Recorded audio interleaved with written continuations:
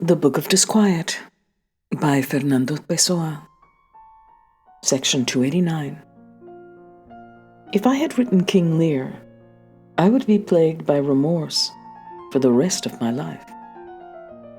For the sheer greatness of this work grossly magnifies its defects, its monstrous defects, the tiniest things that stand between certain scenes and their possible perfection.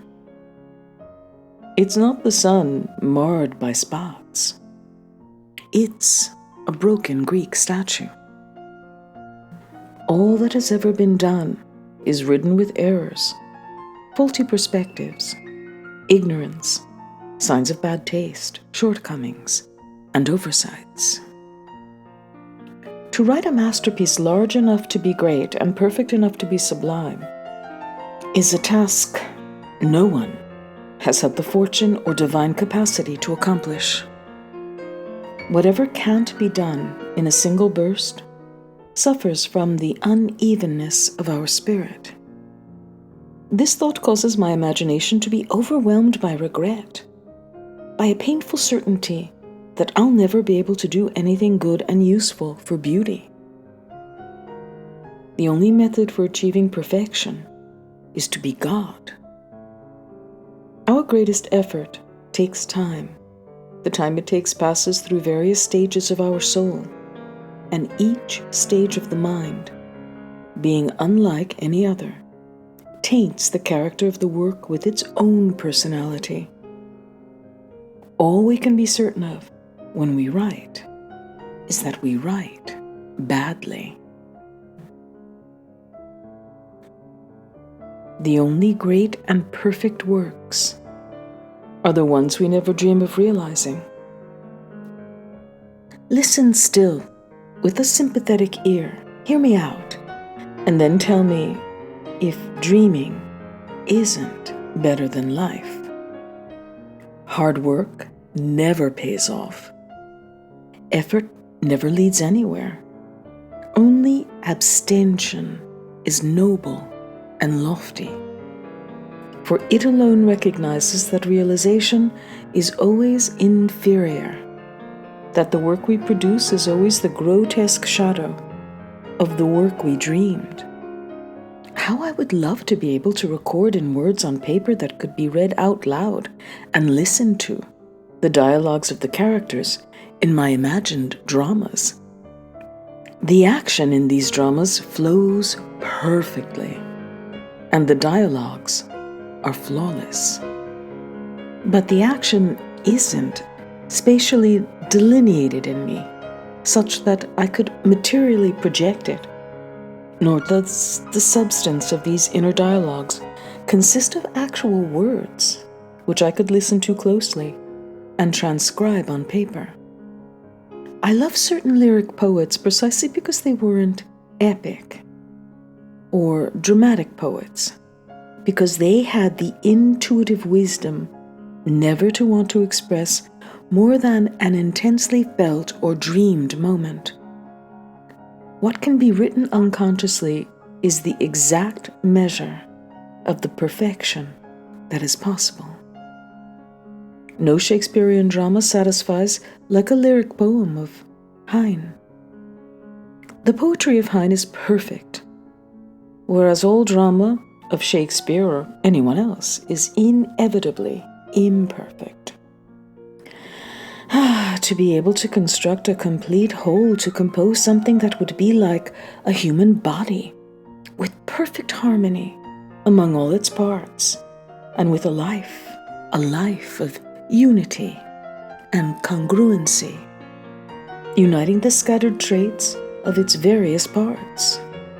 You who listen, but hardly hear me, have no idea what a tragedy this is. To lose father and mother, to attain neither glory nor happiness, to have neither friend nor lover, all of that can be endured.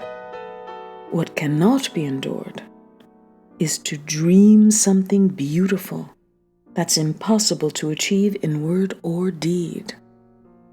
The awareness that a work is perfect, the satisfaction of a work achieved, soothing is the sleep under this shady tree in the calm of summer. Section 290. When I lean back and belong only remotely to life, then how fluently I dictate to my inertia the phrases I'll never write, and how clearly I describe in my meditation the landscapes I could never describe. I fashion complete sentences with not a word out of place. Detailed dramatic plots unroll in my mind. I sense the verbal and metrical cadence of great poems in each and every word, and a great enthusiasm follows me like an invisible slave in the shadows. But if I get up from the chair, where these nearly actualized sensations loll, and step over to the table to write them down, then the words flee.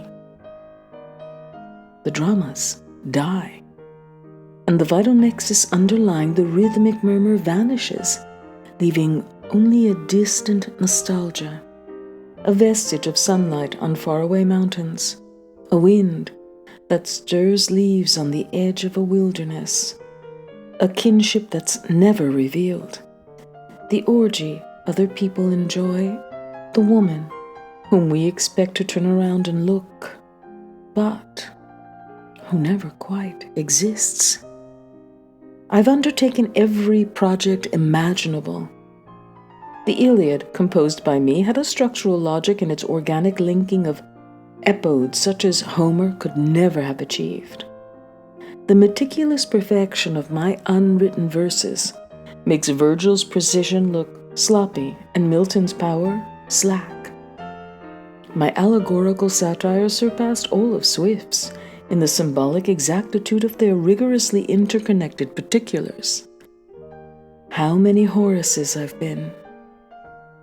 And whenever I've stood up from the chair, where in fact these things were not totally dreamed, I've experienced the double tragedy of realizing that they're worthless, and that they weren't pure dream, that something of them remains on the abstract threshold of my thinking and their being. I was a genius in more than dreams and in less than life. That is my tragedy. I was the runner who led the race until he fell down, right before the finishing line. Section 291. If in art there were the office of improver, then I would have a function in life, at least in my life as an artist. To begin with somebody else's creation, working only on improving it, perhaps that is how the Iliad was written. Anything but to have to struggle with original creation. How I envy those who produce novels, those who begin them and write them and finish them. I can imagine novels chapter by chapter, sometimes with the actual phrases of dialogue and the narrative commentary in between, but I'm incapable of committing these dreams of writing to paper. Section 292. Every form of action, from war to logical reasoning, is false, and every abdication is also false.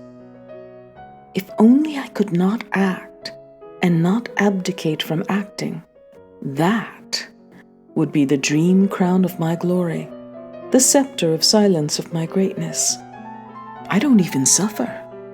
My disdain for everything is so complete that I even disdain myself. The contempt I have for the sufferings of others, I also have for my own. And so, all my suffering is crushed under the foot of my disdain. But this makes me suffer more, because to value one's own suffering is to gild it with the sun of pride. Intense suffering can give the sufferer the illusion of being the chosen one of pain. Thus, Section 293, Dolorous Interlude. Like someone whose eyes, when lifted up, staring at a book for a long time, wince at the mere sight of a naturally bright sun, so too, when I lift my eyes from looking at myself, it hurts and stings me to see the vivid clarity and independence from me of the world outside, of the existence of others, of the position and correlation of movements in space. I stumble on the real feelings of others, the antagonism of their psyches towards mine shoves me and trips up my steps.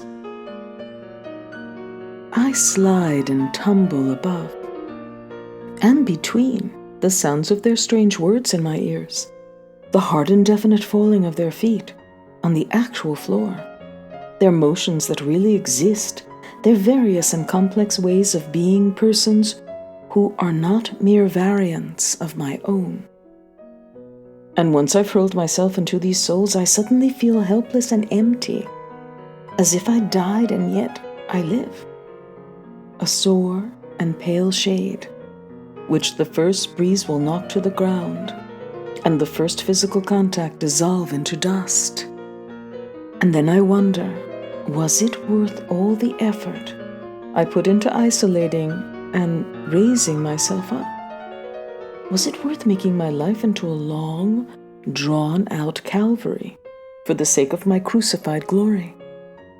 And even if I know that it was worth it, in these moments I'm overwhelmed by the feeling that it wasn't and will never be worth it.